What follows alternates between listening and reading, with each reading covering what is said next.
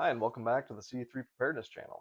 Today, we're going to be talking about food, specifically 5 lessons learned about long-term food storage. First and foremost, if you haven't noticed, you need to eat. I like to eat, my family likes to eat, and over the last 10 years, I've learned a few different things. So, number one, being these glass jars.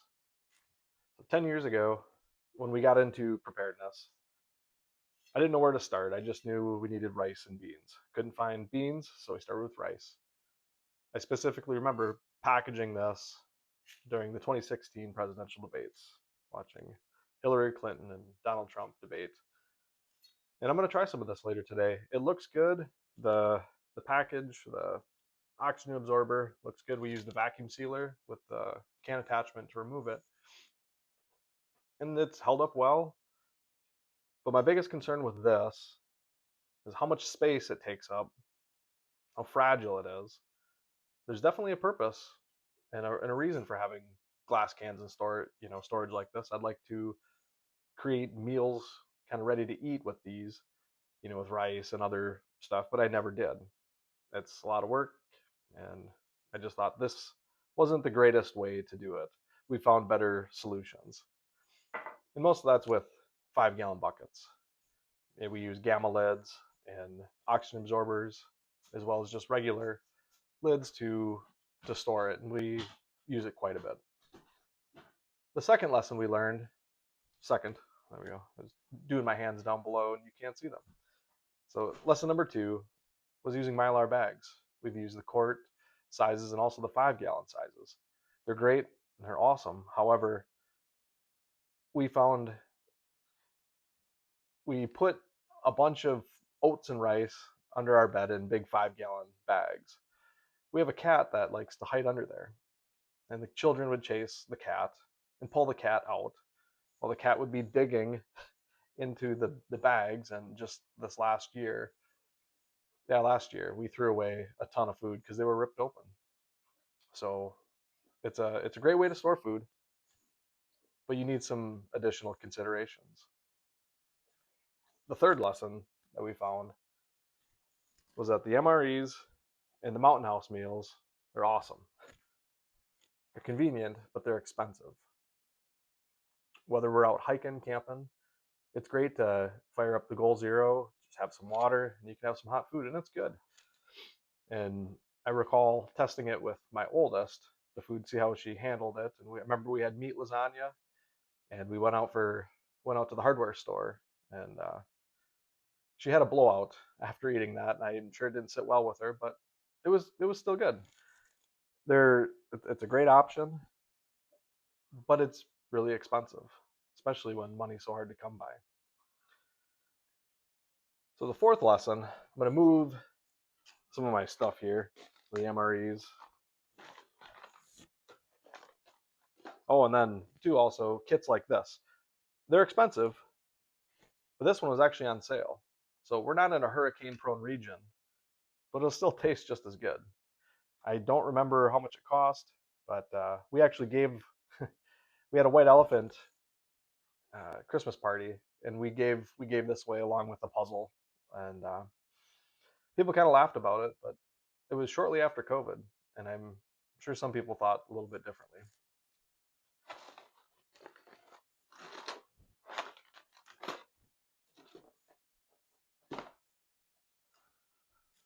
So lesson number 4 is that number 10 cans, I think, are the best solution for long-term storage. Now, I'm sure you've seen some of these things before. A lot of this comes from the LDS Church. We're not Mormons, but they've got a great thing going on with their long-term storage. If there's one in your area, I encourage you to go pick them up. Their hours can be kind of weird, but the online shipping is amazing. We haven't done it, but it's $3 to $5, something like that, to just flat rate shipping. And they've got all sorts of products. As you can see, we've got quick oats, regular oats, hard white wheat, hard red wheat. I'll do another video on how we use this. Unless you're sprouting them, using them for chickens or eating them that way, it's not quite ready to eat. We got Great Northern beans, pinto beans, black beans, sugar, elbow macaroni, potato flakes, white rice, apples, and then we've got some freeze-dried milk too. We haven't tried that yet. I think we're gonna try some today. The kids were asking after I drug it out for this video. Um, yeah, and then apples if I didn't say it. They're dehydrated, not freeze-dried, but it's a great price. They do offer at the LDS freeze-dried strawberries. We bought a freeze dryer in with another like-minded couple, and they currently have it on their timeshare, and that's such a great way to get into freeze drying. But we freeze dried a bunch of strawberries. I looked at the cost, and it was far cheaper to just buy it from them. Regardless, it's a great way. And then here we also do have a number 10 can of Mountain House. And this was much cheaper to purchase this than it was to buy individual servings. And so with that, I think a number 10 can is the best way to store food rather than a Mylar bag. And a 5-gallon bucket with bulk stuff is awesome too. There's a lot of different ways to do that. And lesson number 5 is probably the most important. And I'm sure you've heard it before. I thought about changing it. But you store what you eat and you eat what you store. I was going to change that to store what you eat and try to eat what you store. Because some of the food that we've purchased in the past was purchased out of fear. Something would happen on the news, and I'd go to the grocery store and load up on a bunch of canned foods. I don't know how many cans of vegetables and weird stuff that we just threw away that I never ate. So it's wasteful. And so with that lesson number 5, that freeze dryer I talked about, the best thing we ever did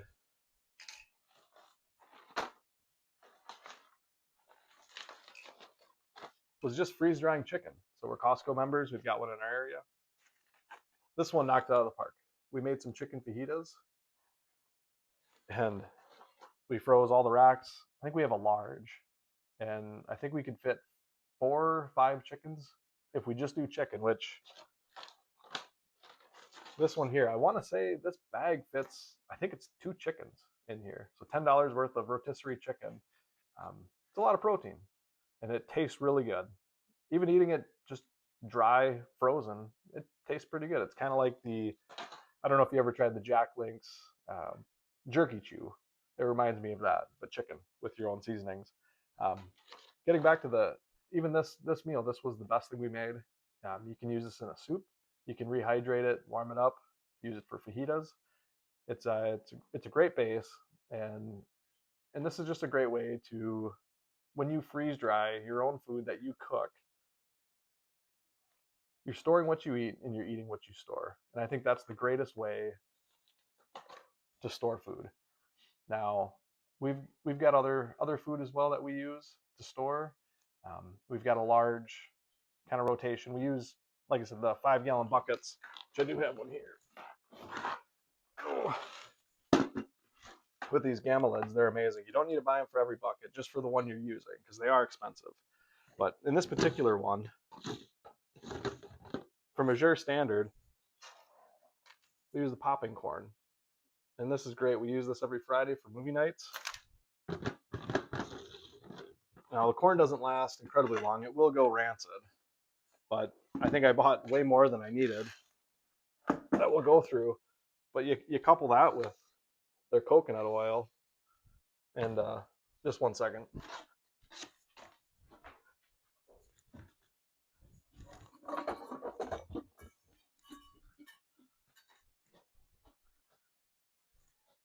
In a popper, something like this, throw it right over the stovetop. They do make ones that you can put over a fire. This would still work over a fire, but it won't be the same once you do it. It's one of the best investments we've made, and being able to use our long-term storage with the corn weekly is amazing. It's practical. It tastes great. And just think about what it would be like in an emergency to still have some of the modern conveniences of chicken fajitas and movie night. So I will provide a link to this popper down below. as well as maybe some of the other things I have here as well. All right, now for this test. So here's that same jar. I'm gonna crack it open here after 10 years. I know that rice lasts a whole lot longer than 10 years, but I would just like to try it out. These things are always so hard. Oh, yeah, great. Okay. I'm gonna rinse this quick. Yeah, you don't want to eat this. Well, before I do that, let's try to get a close up in here, see if any creepy crawlies. Like, so this was packed 10 years ago. Jasmine rice, white rice, obviously. Get this rinsed.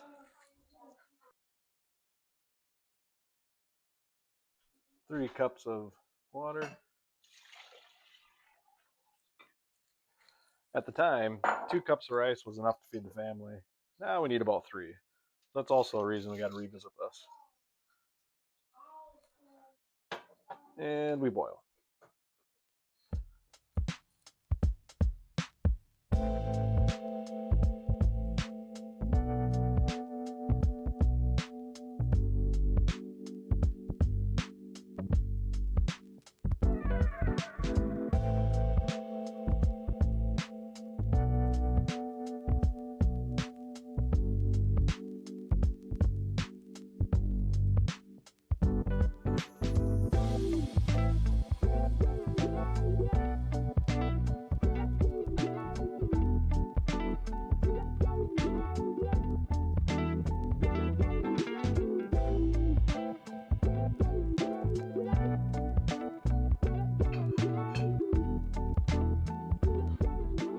Now that the rice is done, now we're going to eat it. First, when I said the links below, I meant to say the affiliate links below. And when I said the Goal Zero, I meant to say the Jet Boil. So you can see that below. It's a great tool. When I cook my rice, I like to do the cold soak, no peak. So it's 2 cups, 3 cups, 2 cups of rice, 3 cups of water. Roaring boil, stir to stop it from burning, and then pull it off the heat. We've got electric, as you can tell, so you got to pull it off that element. Otherwise, it'll burn. So let's check it out.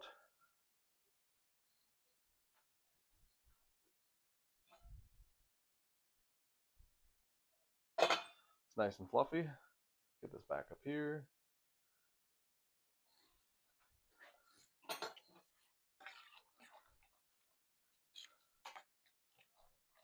Maybe a bit soupy. I will say this is not my preferred method to cook. I do like the Instapot for rice. I think it's the best. It's much better than a rice cooker.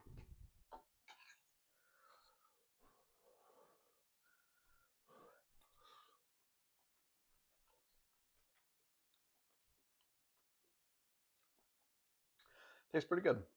I will say my favorite way to have rice, and tell me your favorite way to cook just plain white rice, or what to serve with it.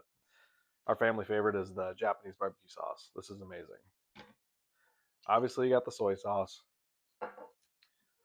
but this here, my sister's a member at Sam's, and the spices for rices is phenomenal. If you like fried rice, makes it taste magical. Don't know what the shelf life is. It says it's good till 2028. We got it last year. It's phenomenal. But a buddy's friend said that his kids like putting ranch on their rice. So I'm going to try that. If you didn't catch it from my introduction video, we're from the Midwest.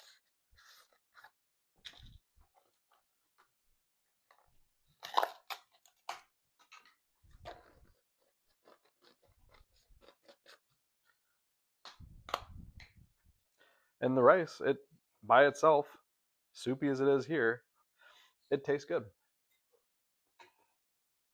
It's not as fluffy. It looks good. Still tastes good. I've definitely had worse. Sprinkle some of that ranch on here. Just got to try it.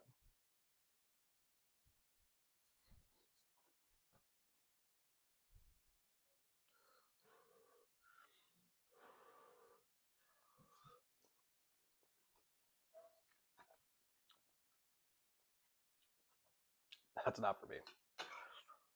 What is for me is eating. I like eating. I'm sure you do too. So thank you for watching this video. Thanks for coming along with me on this. Like I said, I'm going to try to continue to produce videos weekly. Got a nice backlog of videos to do. And what was my outro again?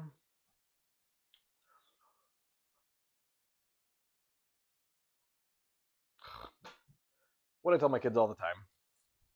Doesn't have to be perfect. So just get going and just start somewhere.